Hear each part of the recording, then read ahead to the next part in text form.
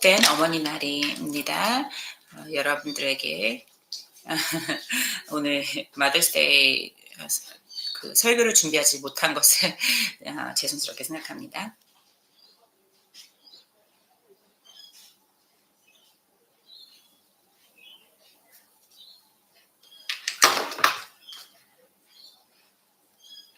오늘 5월 2일 주일 설교는 케빈 집사님이 요한 1서 2장 7절에서 11절 말씀을 가지고 새로운 옛 계명이라는 제목으로 설교를 전하시겠습니다. 요한 1서를 가지고 설교를 전하는 것은 6번째 설교입니다. 우리는 사도 요한의 첫 번째 서신서를 공부하고 있으며 오늘은 그 6번째 설교입니다. 잠시 지금까지 배웠던 내용을 간단히 살펴보겠습니다.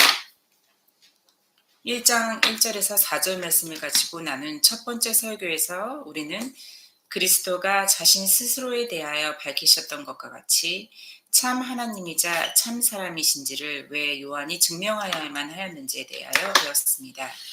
그리고 1장 5절에서 7절 말씀을 통해 사도 요한이 이 서신서에 기록한 대로 믿는 사람들이 자기 자신에게 시험해봐야 할 것들 중에 첫 번째 시험인 빛 가운데 걸으라는 시험과 왜 우리 믿는 사람들이 빛 가운데 걸어야만 하는지에 대하여 함께 나누어 보았습니다.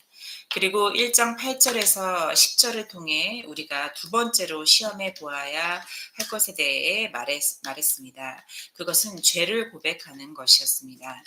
이 말씀을 통해 우리가 죄를 고백하는 것이 왜 우리에게 필요한지에 대해서와 죄에 대하여 자기 자신을 합리화하고 속여가며 죄를 재정해야 하는 것에 대한 위험에 관하여 말씀드렸습니다.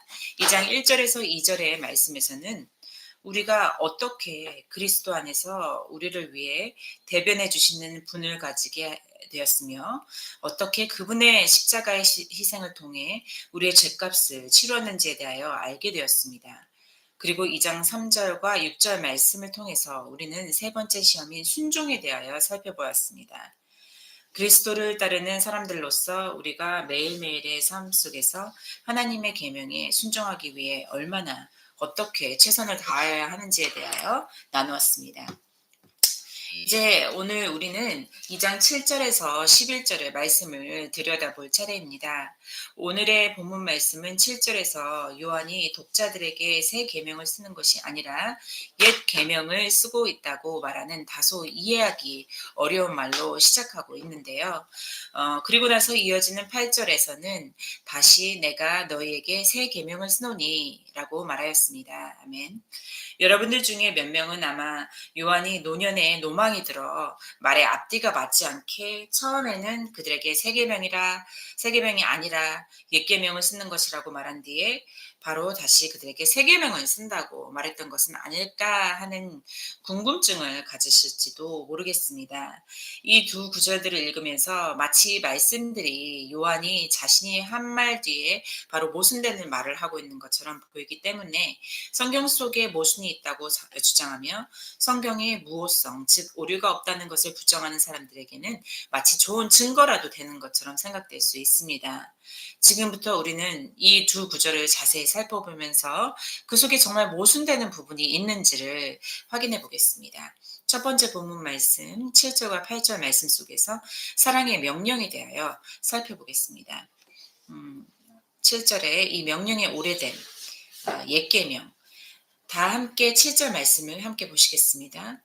사랑하는 자들아 내가 새 계명을 너희에게 쓰는 것이 아니라 너희가 처음부터 가진 옛 계명이니 이 옛 계명은 너희가 들은 바 말씀이거니와 아멘. 이 구절 직전에 사도 요한은 이 편지를 읽는 이들에게 순종하며 점검하라는 글을 썼는데요. 그것은 예수님께서 우리에게 주신 그 명령에 순종하고 있는지를 점검해 보라는 말씀이었습니다. 그래서 여기 7절에서 사도 요한은 이 계명이 우리가 알지 못하는 새로운 계명이 아니라고 말하는 것입니다. 이 서신서가 쓰여질 당시에 교회 안에는 한 이단적 가르침이 돌아다니고 있었습니다. 그 이단적 가르침은 오늘날의 영지주의라고 알려져 있으며 이들은 사람들로 새롭고 비밀스럽고 배타적인 무언가를 추구하도록 가르쳤습니다. 이들은 구원의 열쇠가 되는 비밀스러운 지식이 있으며 이 지식은 꿈이나 환상과 같은 신비한 경험이나 어떠한 황홀한 의식 상태를 통해 영적 존재로부터 직접 그들에게 전해지며 드러났다고 가르쳤습니다. 이 비밀의 지식은 결코 서면으로 전해지지 않고 어떠한 특별한 인문의식을 통해 제자들이 된 자들에게 그 의식을 그 지식을 이미 가지고 있던 선생으로부터 구두로만 전해져 내려왔고 이 집단 밖의 사람들에게는 절대로 전해지지 않았다고 가르쳤습니다.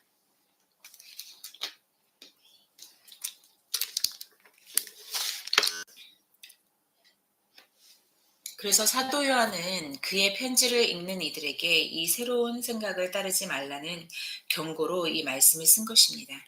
우리의 구원을 위해 가장 중요한 것은 이미 우리 주 예수님께서 그분의 복음 안에서 우리에게 주셨습니다. 우리가 그분의 복음을 받아서 그분을 믿고 난 뒤에 해야 할 일은 그분의 명령에 순종하는 것입니다. 그분의 복음 안에서 우리에게 주어진 그 명령들은 사람의 상상이나 혹은 어떠한 영으로부터 오는 환상과 꿈을 통해 전해진 비밀스럽고 새로운 것 같은 것들이 아닙니다. 네, 우리는 하나님께로부터 나온 것이 아닌 다른 영들로부터도 환상이나 꿈을 얻을 수 있습니다. 그렇기 때문에 우리는 그러한 꿈과 환상들을 마치 완전하고 바른 것이라고 믿지는 않습니다. 최근 부활절 캠프에서 윌리 목사님께서 말씀하신 대로 우리는 꿈과 환상에 대한 어떠한 판단을 내리는 것을 보류하고 있습니다. 교회의 역사 속에는 꿈과 환상과 비전을 강조하는 기독교 단체라 불리우는 곳들이 많이 있었습니다. 초기 교회 시대에서부터 중세 시대까지 꿈을 통해 신성한 계시를 받았다고 주장하는 신비주의자들과 수행자들이 많았습니다. 오늘날에도 우리는 꿈이나 환상을 통해 신성한 계시를 받을 수 있다고 믿는 오순절 운동이 존재합니다. 우리가 반드시 깨닫고 주의해야 할 점은 예레미야 23장 25절에서 27절의 말씀을 통해 하나님께서 우리에게 경고하였듯이 성령님 말고도 우리에게 꿈을 보내는 이들이 있다는 것입니다. 예레미야 23장 25절에서 27절 말씀에 내 이름으로 거짓을 예언하는 선지자들의 말에 내가 꿈을 꾸었다 하고 말하는 것을 내가 들었노라.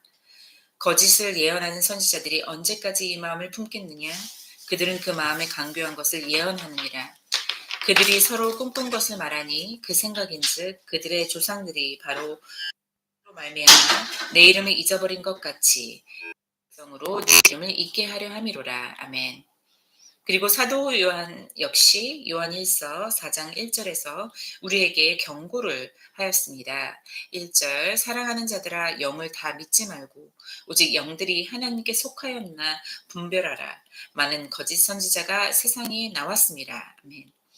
꿈들이 하나님으로부터 온 특별한 계시일 수도 있지만 다른 한편으로는 사람들, 심지어 어떤 영적 존재들로부터 나온 속임수일 수도 있습니다. 그러하기에 우리에게 중요한 것은 분별력이 있어야 하는 이것은 오직 한 가지 방법으로 가능합니다. 그것은 우리에게 이미 전해주신 한 성경책, 하나님의 영감으로 쓰여진 말씀을 의지하는 것입니다. 그리고 이 성경책에는 하나님께서 우리에게 주신 계명이 담겨져 있는데 사도 요한이 너희가 처음부터 가진 옛 계명이니 이 옛 계명은 너희가 들은 바야 말씀이거니와 라고 기록하였듯이 이 계명들과 관련해서는 어떤 새로운 것도 없습니다. 누군가의 꿈이나 환상을 통해 어떠한 새로운 계시가 주어졌다고 말할 때에도 우리는 성경이 하나님의 영감으로 쓰여진 말씀이라는 것을 알기에 성경에 쓰여진 말씀을 바탕으로 판단해야만 합니다. 웨스트민스터 신앙고백서에 선언되었던 모든 종교적 논쟁이나 모든 회의의 결론이나 옛날 성경 해석자들의 의견이나 사람들의 교훈이나 영들을 검토하여 시험하는 데 있어서 최고의 심판자는 성경으로 말씀하시는 성령님이십니다. 그의 판결에는 누구든지 순종해야 합니다. 우리의 신앙과 믿음은 이 옛 계명에 근거하고 있어야 합니다. 출처가 의심스러운 새로운 것들이나 비밀스러운 계시를 따르지 말아야 합니다. 새로운 계명 8절 말씀을 이어서 보시겠습니다. 다시 내가 너희에게 새 계명을 쓰노니 그에게와 너희에게도 참된 것이라. 이는 어둠이 지나가고 참빛이 벌써 비칩니다. 아멘. 요한은 7절에서 이미 이것이 오래된 옛 계명이라 했는데 왜 여기서 그는 다시 새 계명을 쓰노니 라고 하였을까요? 성경 전체에서 새 계명이라는 단어는 오직 4군데에서만 사용되었는데 모두 사도 요한에 의하여 사용되었습니다. 오늘의 본문 말씀 속 7절과 8절에서 2번 사용되었고 요한복음 13장 34절에서 한 번 사용되었습니다. 요한복음 13장 34절 새 계명을 너희에게 주노니 서로 사랑하라. 내가 너희를 사랑한 것 같이 너희도 서로 사랑하라. 아멘. 여기서 예수님께서 주신 새 계명이 요한이 7절과 8절을 썼을 때 언급하고 있는 새 계명입니다. 이렇게 생각하는 이유는 바로 이어지는 9절에서 11절의 말씀에서 사랑을 시험하고 점검하는 것에 관하여 쓰고 있기 때문입니다. 그리고 마지막 새 계명이라는 단어는 그의 두 번째 서신인 요한이서 5절에서 사용되었습니다.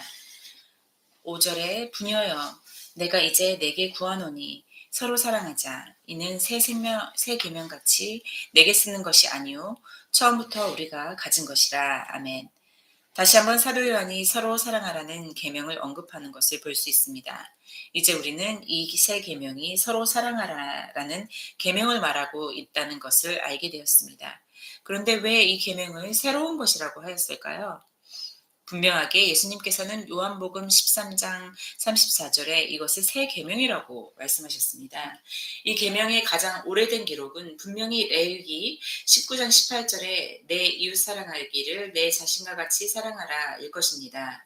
마태복음 22장 35절에서 40절 말씀 속에서 예수님에게 어떤 계명이 가장 큰가에 대하여 물었을 때 예수께서 하신 말씀을 생각해 보십시오. 마태복음 22장 37절에서 40절 말씀에 예수께서 이르시되 내 마음을 다하고 목숨을 다하고 뜻을 다하여 주 너의 하나님을 사랑하라 하셨으니 이것이 크고 첫째 되는 계명이요 둘째도 그와 같이 내 이웃을 내 자신과 같이 사랑하라 하셨으니 이 두 계명이 온 율법과 선지자의 강령이니라. 아멘. 여기서 더 나아가기 전에 저는 이곳에 말하고 있는 사랑이 무엇인지에 대한 정의를 내릴 필요가 있다고 생각합니다. 사랑이란 우리가 다른 사람에게 느끼는 감정 또는 애정을 말합니까? 그것은 단순히 육체적으로 끌리는 매력을 말하는 것입니까? 그것은 가족 구성원들 사이에서 느끼는 본능적이고 자연적인 친밀감을 말하나요? 이것은 다른 사람들의 더 나은 삶을 추구하며 무조건적이고 자기 희생적인 헌신입니까? 여러분께서 자각하고 계셨는지는 모르겠지만 제가 말씀드린 이것들은 모두 사랑이라고 번역되는 다양한 그리스 단어들의 정의를 말씀드린 것입니다. 필리아라는 단어는 형제 간의 사랑 또는 친구 간의 우애를 말합니다. 에로스는 낭만적이거나 육체적인 사랑을 묘사합니다. 스토르레라는 단어는 부모와 자식 간의 가족 간의 사랑을 말하며 그리고 아가페는 보통 하나님의 우리에 대한 사랑을 묘사할 때 사용하는 단어로서 무조건적이고 이타적인 사랑을 말합니다. 우리가 아가페라고 말하는 사랑을 여기 마태복음 22장 37절에 내 마음을 다하고 목숨을 다하고 뜻을 다하여 주 너의 하나님을 사랑하라 라는 말씀을 통해서 가르쳐주고 있습니다. 여기서 내 마음을 다하여 주 너의 하나님을 사랑하라 라고 할 때 오늘날 사용되는 사랑이라는 단어를 생각하며 우리가 표현할 수 있는 최고의 감정, 느낌으로 하나님을 사랑하라 라는 말이 아닙니다. 오늘날 우리는 우리의 마음을 감정과 결부시켜 생각하지만 성서시대에는 우리의 마음은 지성과 사고의 자리에 앉아있다고 생각한 반면 감정은 우리 몸속 깊고 낮은 곳, 영어로 bowels라고 표현되는 몸속의 내장과 같은 곳에서부터 오는 것이라고 생각하였습니다. 예를 들어 요한일서 3장 17절을 보겠습니다. 누가 이 세상의 재물을 가지고 형제 국비팜을 보고도 도와줄 마음을 닫으면 하나님의 사랑이 어찌 그 속에 거하겠느냐. 아멘. 여기서 도와줄 마음은 his bowels of compassion is 라고 표현되었는데 직역하면 불쌍하게 여기는 마음의 창자, 내장이라고 번역을 할 수 있는 이 구절은 오늘날의 언어로는 매우 이상하고 나쁘게 들릴 수 있지만 여러분께서는 제가 설명하고자 하는 바를 잘 이해하셨을 것이라고 생각합니다. 이 시절에는 감정과 느낌은 우리의 가슴, 마음으로부터가 아니라 우리 안에 더 안에 깊숙한 곳에서부터 나온다고 여겨졌다는 것입니다. 이러한 것을 바탕으로 아가페의 사랑이 가지는 의미는 그것은 헌신이라는 뜻이며 우리가 어떤 느낌을 가지고 있는가 하는 것과 관련이 있는 것이 아닙니다. 앞서 언급하였듯이 우리는 이웃을 우리 자신처럼 사랑하라는 명령을 받았습니다. 누군가 우리에게 다른 사람에 대한 어떠한 특정한 감정을 갖거나 느끼도록 명령하거나 다른 감정을 갖도록 명령하는 것이 가능합니까? 우리는 누군가가 슬픔이 울고 있는 다른 누군가에게 행복하라고 명령하는 것을 보면서 그 슬픈 사람의 감정이 그냥 슬픔에서 행복으로 바뀔 것이라고 기대합니까? 그런 일은 일어나지 않을 것이기에 그 누구도 감정에 대한 명령을 내릴 수 없습니다. 부모님들은 만약 자신의 자녀들이 싸우고 있는 것을 본다면 그녀들에게 너희는 서로 사랑하는 법을 배울 필요가 있다고 말할 것입니다. 그렇지 않나요? 여러분은 사랑의 감정이 배워서 터득할 수 있는 것이라고 생각합니까? 그렇다면 그것은 진정한 감정이 아닐 것입니다. 그렇다고 이제 사랑하는 감정이나 애정과 관련된 부분이 없는 것이라고 오해하셔도 안 됩니다. 애정이 아가페의 사랑의 기본 토대는 아니지만 애정은 아가페의 사랑을 구성하고 있는 한 부분입니다. 아가페 사랑의 기본 토대는 다른 존재를 향한 무조건적이고 이타적이며 희생적인 헌신입니다. 우리가 어떤 누군가를 향해 호의나 애정을 갖고 있지 않다고 하더라도 우리 주님께서는 그들을 아가페 사랑하라고 명령하셨습니다. 중국어로 르지우성칭이라는 말이 있는데 이를 번역하면 시간이 지날수록 그 애정이 커져간다는 뜻입니다. 그러니까 우리가 애정이 없는 사람을 아가페 사랑하기로 결심하고 사랑한다면 시간이 지나면서 그 사람에 대한 애정이라는 감정을 갖게 되어 그 사람을 사랑하는 것이 훨씬 수월해진다는 것입니다. 하나님께서 우리 죄인들을 사랑하신 것처럼 말입니다. 어떤 죄인들도 그분의 마음에 들지 않았을 것입니다. 그분에게 아마 죄인들은 우리를 보셨을 때 혐오감을 느끼셨을 것이지만 그분은 여전히 우리를 사랑하고 계십니다. 우리는 처음부터 누군가를 아가페적으로 사랑하기 위해 그에 대한 온전한 애정을 가지고 있을 필요는 없습니다. 물론 그러한 애정을 이미 조금이라도 가지고 있다면 그 사람을 아가페적으로 사랑하기가 더 쉬워질 것입니다. 첫 번째, 옛 계명에 대한 새로움. 자, 이제 이 계명의 새로움에 대한 주제로 돌아가 보겠습니다. 구약 성경에서 말하는 계명은 내 이웃을 내 자신과 같이 사랑하라였습니다. 우리가 우리 자신을 사랑하는 법을 배울 필요는 없습니다. 누군가 우리를 사랑하지 않겠습니까? 이 구약 성경 속 계명의 핵심은 자신을 사랑하듯이 남을 사랑하라는 것입니다. 자, 이것이 도전 과제입니다. 어떻게 하면 그것이 가능할까요? 이것은 매우 어려운 요구입니다. 그렇지 않습니까? 자신을 사랑하는 만큼 다른 이를 사랑하는 것은 곧 다른 사람에게 해가 되는 일은 결코 어떤 일도 하지 않고 그 사람의 유익을 더하기 위해 최선을 다하며 자신에게 하듯 그 사람에게도 행한다는 것을 의미합니다. 신약 성경의 요한복음 13장 34절에서 예수님께서는 서로 사랑하는 것에 대한 새로운 계명을 주셨습니다. 내가 너희를 사랑한 것 같이 너희도 서로 사랑하라. 이제 다른 사람을 사랑하는 것에 대한 비교 대상이 자기 자신에 대한 사랑이 아니라 그리스도께서 우리를 사랑하신 것과 비교하여 사랑하라 하셨습니다. 이 계명의 새로워진 부분은 그리스도께서 우리를 사랑하신 것 같이 우리가 다른 사람을 사랑해야 한다는 그 사랑의 정도에 대한 새로운 기준이 제시된 것입니다. 우리는 또 8절에서 사도 요한이 내가 너희에게 새 계명을 쓰노니 그에게와 너희에게도 참된 것이라고 썼다는 것을 알고 있습니다. 그 9절에 그에게와 너희에게도 참된 것이라고 한 부분은 NIV 번역본에서는 그것의 진리가 그분과 너희 안에 보여진 것이라고 번역되었습니다. 요한이 말하고자 하는 것은 이 새 계명의 진리가 그리스도 안에서 보여지고 온전히 이루어졌다는 것입니다. 하나님의 율법을 온전히 성취하기 위해 오신 그리스도께서 자신을 사랑하듯 자신의 이웃을 사랑하라는 그 율법 또한 온전히 이루셨습니다. 사실 저는 예수께서 자신의 이웃을 자기 자신처럼 사랑하라는 율법보다 더 많은 것을 행하셨다고 생각합니다.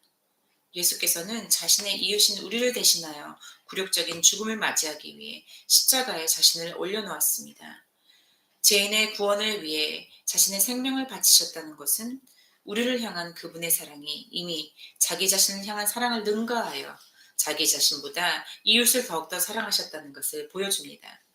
그래서 그리스도께서 요한복음에서 우리에게 주신 새 계명은 그분께서 우리를 사랑하셨듯이 서로 사랑하라고 하셨는데, 이 말은 서로 사랑하기를 자기 자신을 사랑하는 것보다 더 사랑하라는 뜻이 됩니다. 여러분은 아마 그렇게 행하는 것은 불가능하다라고 말할 것입니다. 이 지구상에서 예수님만이 자기 자신보다 다른 사람을 더 사랑할 수 있을 것이라고 말합니다. 이웃을 자기 자신만큼 사랑하는 것도 어려운데 어떻게 자기 자신보다 더 사랑할 수 있겠습니까? 그런데 여러분께서는 사도 요한의 편지를 받았던 그 그리스도인들이 이미 이런 것을 행하고 있었다는 사실을 알게 된다면 깜짝 놀라실 것입니다. 우리는 그것을 그에게와 너희에게도 참된 것이라고 한 부분에서 알 수 있습니다. 사도 요한은 여기에 너희에게도 라는 문구를 더하였습니다. 요한은 예수님께서 자신의 제자들에게 주신 계명을 그분께서 이미 이루셨다는 것을 알고 있었을 뿐만 아니라 요한이 보낸 편지를 읽고 있는 그 사랑하는 자녀들도 역시 그 계명을 지키고 있다는 것을 알고 있었습니다. 물론 그가 말하고자 하는 바가 그들이 예수님과 같이 완전히 그 계명을 성취하였다는 뜻으로 말한 것은 아니겠지만 그들이 어느 정도 그 계명을 지키고 있다는 것을 분명히 인정하고 있었습니다. 그것은 사랑하라는 그 계명이 그들의 삶 속에서 이미 뿌리내리기 시작하고 있었음을 보여줍니다. 자, 아직도 우리 자신보다 다른 사람을 더 사랑하는 것이, 다른 사람을 더 사랑하는 것이 불가능하다고 생각하십니까? 예수께서는 우리가 따라야 할 모범을 손수 보이셨습니다. 초기 기독교인들은 그분의 모범을 따랐고 그것을 성취하기 시작하였습니다. 우리에게 그들과 똑같이 하는 것이 더 어려운 이유가 있습니까? 아니면 우리 하나님에 대한 믿음과 신뢰의 부족함이 이 계명에 순종하려는 시도와 노력조차 하지 못하게 하는 것은 아닐까요? 이 계명을 성취하고 있는 사람들은 사도 요한이나 사도 바울과 같은 신약 시대 교회 지도자들과 같은 믿음의 거인들이 아니었습니다.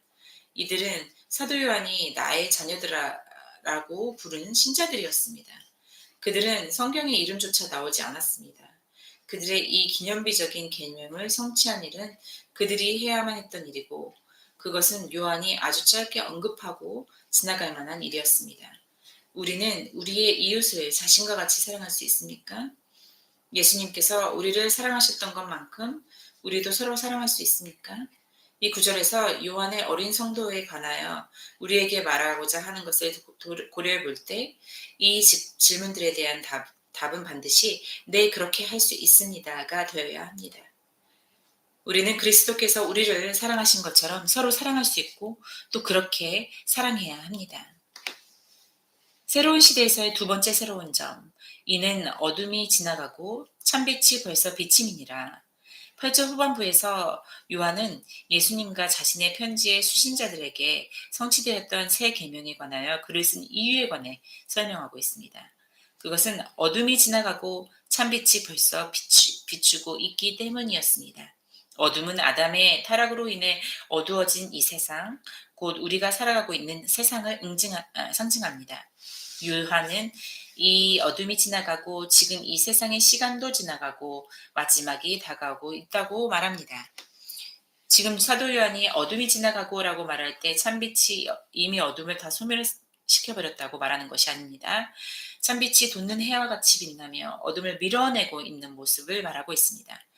이것이 의미하는 바는 참빛이 이곳을 완전히 비추게 되기 전까지는 여전히 세상에 어두움이 존재하고 있다는 뜻입니다.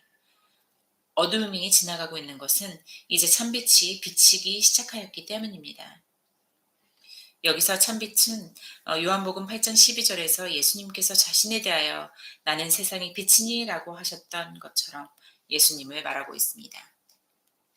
예수님은 세상의 빛으로 오셔서 이 세상의 어둠을 몰아내기 시작했습니다. 주님은 우리에게 자신의 신령한 권능을 주셨고 자신의 삶을 본보기로 보여주셨기 때문에 이로써 우리는 그분의 빛을 이 어두움 속에서 받아들이고 반사할 수 있게 되었습니다. 그리하여 그 어둠은 사라지게 될 것이고 그분의 참빛이 이 세상을 다스리게 될 것입니다. 그리스도 안에서 새 시대가 요한의 편지의 수신자들과 우리에게 밝아오기 시작하였습니다. 그래서 서로 사랑하라는 이 계명이 새로운 것입니다. 왜냐하면 이제 이 계명은 빛나는 참 빛이신 그리스도에 의해 인도된 새로운 시대에 속한 것이기 때문입니다. 오직 그리스도께서 주신 힘과 권능으로 인해 주님의 어린 자녀들인 우리도 그리스도가 우리를 사랑하신 것처럼 서로 사랑할 수 있게 되었습니다. 이제 두 번째 본문 말씀 9절에서 11절 말씀 속에 사랑의 점검에 대하여 살펴보겠습니다. 9절에서 11절 말씀에 나온 자신의 형제를 미워하는 사람들, 9절에서 11절 말씀에서 요한은 새로 시험해봐야 하는 것에 대하여 썼습니다. 이 시험은 그가 지금 막 언급한 새로워진 옛 계명에 관한 것이었는데 그것은 사랑에 관한 시험이었습니다. 이 시험은 빛 가운데 있는 곧 그리스도를 주라 고백하는 우리를 점검하는 것입니다. 우리가 그리스도 안에 있다고 공언하면서도 여전히 형제를 미워하는 마음을 품고 있다면 우리는 여전히 어두움 가운데 걷고 있는 것입니다. 요한은 이미 앞에서 그리스도께서 참 빛임을 암시하셨으므로 만약 우리가 어둠 가운데 행하고 있다면 우리는 그리스도 안에 있지 않을 것입니다. 요한일서 1장 5절에서 7절 말씀에 나오는 빛 가운데 행하는지에 대하여 점검해보는 첫 번째 시험에서 사도 요한은 하나님과 교제한다고 주장하면서도 여전히 어둠 가운데 행하는 사람들은 거짓말장이며 하나님과 함께 행하지 않는 자들이라고 말하였습니다. 여기서 요한은 어둠 속에 걷는 사람이 누구인지에 대하여 더 구체적으로 말하였습니다. 이러한 사랑에 대한 시험에 따르면 형제를 미워하는 사람은 어둠 속에서 행하는 자라 하였고 1장 5절에서 7절 말씀 속에 빛 가운데 걷는지에 대한 시험에 따르면 어둠에 행하는 자는 하나님과 사귐이 없는 자, 관련이 없는 자라고 하였습니다. 그러므로 사랑의 시험을 통과하지 못하는 자는 첫 번째 시험 빛 가운데 행하는지에 대한 시험도 통과하지 못한 자라고도 할 수 있습니다. 제가 이 시험에서 놀란 점은 사도 요한의 생각 속에 그 사람들 사이에는 중간이나 중립이 없다는 점입니다. 인간관계는 흑과 백의 관계이며 여러분이 누군가를 사랑하거나 아니면 그 사람을 미워하거나 우리의 그 사람에 대한 중립적인 태도와 감정을 미움이라는 단어로 표현하기에는 너무 강한 것 같아도 그 중간의 상태는 없습니다. 본문에서 요한이 형제라고 칭한 이들은 믿음의 동료들, 신자들을 지칭하였다고 생각하지만 내 이웃을 사랑하라는 계명의 문맥을 보면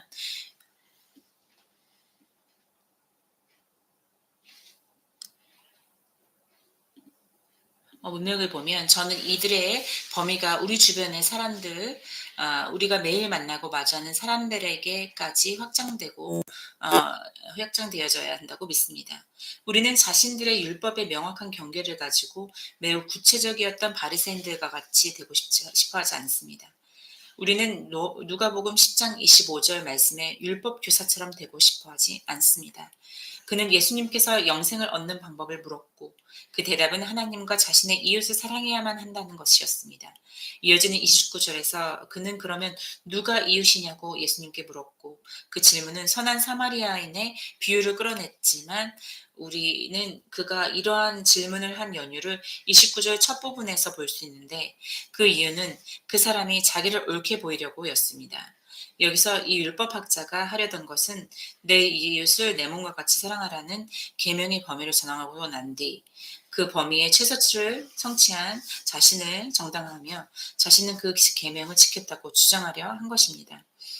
우리 그리스도인의 율법의 최소한의 범위만을 지키고 살려고 했던 바리새인들처럼 행동해서는 안 되며 그 반대로 하나님께서 우리에게 주신 이 계명의 적용 범위를 확대하고 극대화하여야 합니다. 온 세상에 사랑을 열렬히 설교하고 전하면서도 자신의 옆집에 사는 이웃들과는 어떤 교제도 나누지 않고 심지어 가족 구성원 안에서도 화목하게 지내지 않는 기독교인의 태도가 있습니다. 이러한 태도와 마음가짐을 지금 요한이 비난한 것입니다. 이유는 만약 여러분들이 자신을 둘러싸고 있는 이들과 어떤 관계도 갖지려 하고 있지 않다면 여러분은 분명히 그들을 사랑하고 있지 않고 있는 것이며 요한이 제시한 사랑의 시험의 관점으로 여러분은 그들을 미워하고 있는 것이기 때문입니다. 그렇다면 이제 문제는 우리가 우리 주변 사람들을 어떻게 대하고 있는가 하는 것입니다. 여러분들은 그들을 그저 주변 풍경의 일부라고 생각하며 무관심하게 보고 계시지 않습니까? 우리는 그들의 필요, 복지, 그리고 구원은 우리의 아무런 연관이 없다고 생각하며 살고 있습니다. 만약 우리가 그들을 그렇게 본다면 우리는 자기중심적 가치관을 가지고서 세상에서 우리 자신 외에는 누구도 중요하지 않다고 생각하며 살고 있을 가능성이 매우 높습니다. 혹은 우리가 사람들을 보면서 그리스 사람들이 자신들의 노예들을 대하였던 것처럼 그들이 유용하고 필요하지만 그들의 생각이나 의견을 전혀 중요하지 않다고 보고 있지는 않습니까? 다른 사람들을 귀찮거나 불편한 존재로 보고 있습니까? 어떤 사람들은 비록 입 밖으로 표현하지는 않지만 마음속으로는 가난하거나 질병에 걸려 도움이 필요한 사람들 또는 소외된 사람들을 그저 귀찮은 존재로 여깁니다. 혹은 사람들을 적이나 경쟁자로 보고 동일한 직종이나 거래에 종사하는 다른 이들을 볼 때 자신의 사업의 경쟁자로 보고 있지는 않습니까?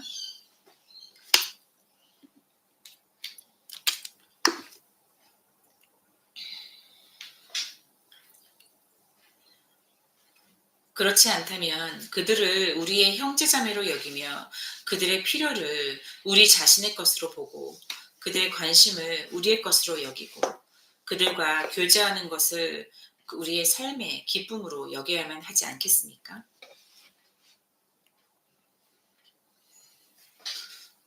저는 이 사랑의 시험에서 이 질문에 대한 사도 요한의 대답이 매우 분명하다고 생각합니다. 우리가 형제를 미워하고 있다면 어둠 가운데 행하고 있는 것입니다. 요한일서 2장 11절은 우리에게 어둠 가운데 행함이라는 것의 실체에 관해 말해줍니다. 11절에 그의 형제를 미워하는 자는 어둠에 있고 그 어둠에 행하며 갈 곳을 알지 못하나니 이는 그 어둠이 그의 눈을 멀게 하였습니다. 아멘.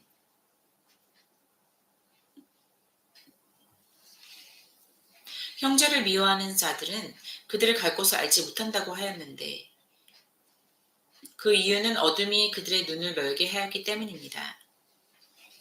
어둠이 그의 눈을 멀게 하였습니다. 라는 표현의 이상한 점은 아무도 이러한 표현을 사용하지 않는다는 것입니다. 우리는 일반적으로 밝은 빛이 나의 눈을 멀게 하였다 또는 태양의 눈부심이 나의 눈을 멀게 하였다라는 표현이 사용되는 것을 듣습니다. 우리는 빛이 볼 수 있게 하는 것에 익숙하고 너무 강한 빛에 노출되었을 때 우리는 그것으로 인해 눈이 멀게 되는 것에 익숙합니다. 그렇다면 빛이 없을 때는 어떠합니까? 우리는 빛이 없어서 볼 수 없다고 할 뿐 빛이 없어서 눈이 멀었다고 말하지는 않습니다. 제가 하고자 하는 말의 요점은 우리가 어둠 속에 있어서 볼 수 없을 때 우리는 우리의 두 눈이 멀었다는 사실조차 깨닫지 못한다는 것입니다. 우리는 어떠한 빛이라도 있게 되었을 때 우리가 볼 수 있게 될 것이라고 스스로에게 말하면서도 자신이 공경에 처해 있다는 사실조차 깨닫지 못합니다. 우리가 미움이라는 어둠에 빠져 있을 때 우리는 자신도 모르는 사이에 공경에 빠지게 될 수 있습니다. 이 구절에서 우리는 미움이 우리의 눈을 멀게 만든다고 할 수 있습니다. 이것은 매우 분명합니다. 그렇지 않습니까? 우리 마음속에 미움이 있을 때 우리의 판단력은 흐려집니다. 직장 생활에서 단순히 무엇인가를 제안하는 그 사람이 싫거나 그와 말다툼을 해서 그 제안이 좋은 제안일지라도 반대하는 경우가 흔하지 않습니다. 심지어 교회 안에서도 개인적인 적개심 때문에 상황이 안 좋아질 때가 많이 있습니다. 상황이 손쓸 수 없이 커질 때면 우리는 그리스도인들의 마음속에 있는 이러한 적개심, 이러한 증오 때문에 교회가 분열되는 것을 흔치 않게 보게 됩니다. 그리스도를 따르고 있다는 그리스도인들이 자신들의 형제와 자매들을 미워하며 그 미워하는 마음으로 서로를 용납하지 못하고 하나님의 교회를 분열되게 만듭니다. 이것은 매우 잘못된 일입니다. 왜냐하면 그분께서 우리를 사랑하신 만큼 서로 사랑하라고 명하셨기 때문입니다. 그분께서 사랑받을 만한 곳이 없는 우리를 미워하지 않으셨으므로 만일 우리가 다른 사람을 미워한다면 그분께 순종하는 것이 될 수 없습니다. 왜 우리는 미워합니까? 때로는 자신이 원하지만 갖고 있지 않은 것을 상대방이 갖고 있는 것을 보게 될 때 질투심 때문에 그렇게 됩니다. 하나님께서 출애굽기 20장 17절에서 내 이웃의 집을 탐내지 말라. 내 이웃의 아내나 그의 남종이나 그의 여종이나 그의 소나 그의 낙이나 물은 내 이웃의 소유를 탐내지 말라라고 우리로 남의 것을 탐내지 말라고 명하지 않으셨나요? 질투와 탐심은 미움을 낳기 때문에 남의 것을 탐내지 않도록 마음을 훈련해야 합니다.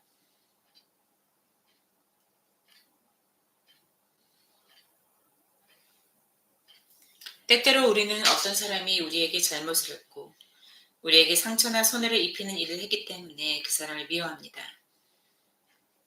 그래서 우리는 우리가 받은 만큼 그 사람에게 상처를 주고 싶어 합니다. 성경은 고린도전서 13장 4절 말씀으로부터 우리를 교훈하고 있습니다. 그 구절의 처음 부분은 이러합니다. 사랑은 오래 참고 사랑은 온유하며 시기하지 아니하며. 아멘. KJV 성경에서 사용된 charity는 다른 성경 번역본에서 love로 번역되어 있습니다. 잠언 10장 12절 말씀에 미움은 다툼을 일으켜도 사랑은 모든 허물을 가리느니라 라는 교훈과 같이 사랑은 오래 참으며 온유하고 시기하지 않으므로 모든 죄들을 덮어버립니다. 솔로몬의 지혜로움이 보이십니까?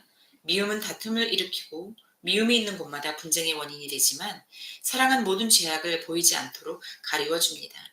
사랑이 허물을 없애는 것이 아니라 사랑은 인내하는 것이기에 누군가의 허물을 감내하도록 합니다. 하나님께서 우리의 허물과 죄를 그 즉시 처벌하지 않으시고 오래 참으시는 것처럼 우리도 마음속에 사랑이 있다면 다른 사람이 우리에게 죄를 지었을 때 인내할 수 있습니다.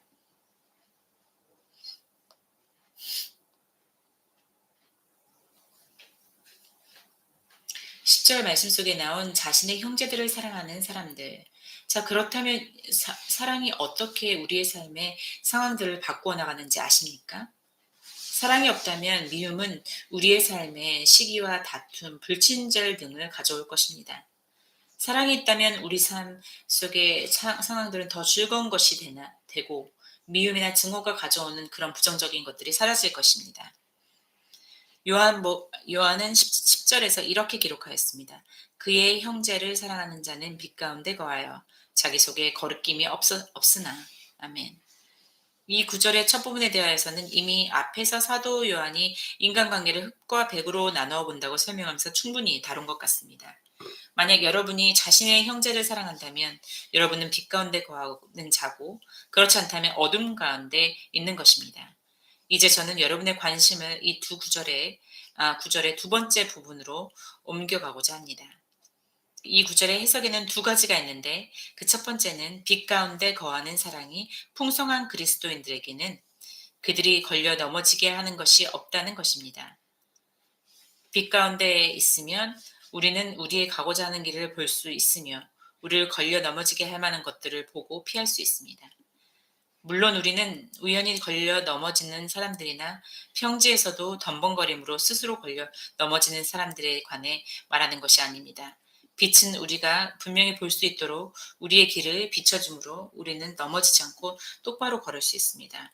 반대로 어두운 곳에서는 넘어지지 않도록 발걸음을 옮길 때마다 조심해야 합니다. 이 구절에서 거리낌으로 번역된 헬라어에는 죄를 짓게 하는 장애물이라는 의미도 가지고 있습니다. 그러므로 빛 가운데 걷는 것은 넘어지는 것을 피할 수 있을 뿐만 아니라 죄를 피하는 유익을 가지는 반면 어둠에 있는 자들이 마주치는 모든 장애물들은 잠재적으로 죄를 짓게 할 수 있습니다. 이 거리낌은 헬라어의 죄와 연관된 뜻인 죄를 짓도록 만드는 장애물이라는 의미는 이 구절의 또 다른 해석을 가져옵니다. 그래서 NIV와 같은 현대적 성경 번역본들을 직역하면 거기에는 그들로 죄를 짓게 걸려 넘어지게 만들 만한 것이 없다라고 번역하였습니다.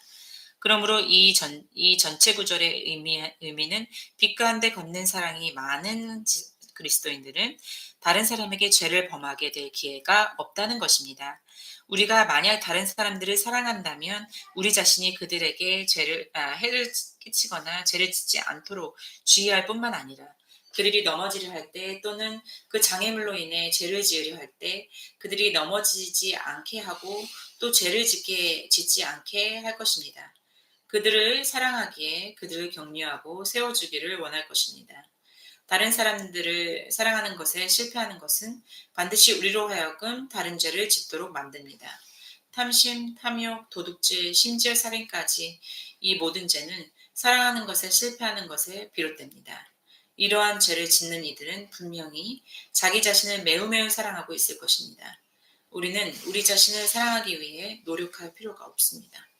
그 사랑으로 다른 이들을 사랑하도록 노력하여야 합니다. 결론을 맺습니다. 서로 사랑하라는 계명은 구약 성경에 나와 있고 이 계명은 그리스도께서 우리를 사랑하신 것처럼 다른 사람을 사랑하라는 완벽한 이해와 기준점을 바탕으로 하는 새로운 형태로 그리스도의 복음과 함께 우리에게 촉구되었습니다. 사랑은 하나님과 우리 주 그리스도께로부터 온 명령입니다. 이 사랑은 여러분이 남자친구나 여자친구, 남편 또는 아내와 처음 사랑에 빠졌을 때 느꼈던 그러한 따스한 느낌이나 감정을 말하는 것이 아닙니다. 그러한 사랑은 로맨틱하고 육체적인 에로스일 가능성이 큽니다. 여기서 명령된 사랑은 아가페의 사랑입니다. 그리고 이것은 하나님으로부터의 명령이기 때문에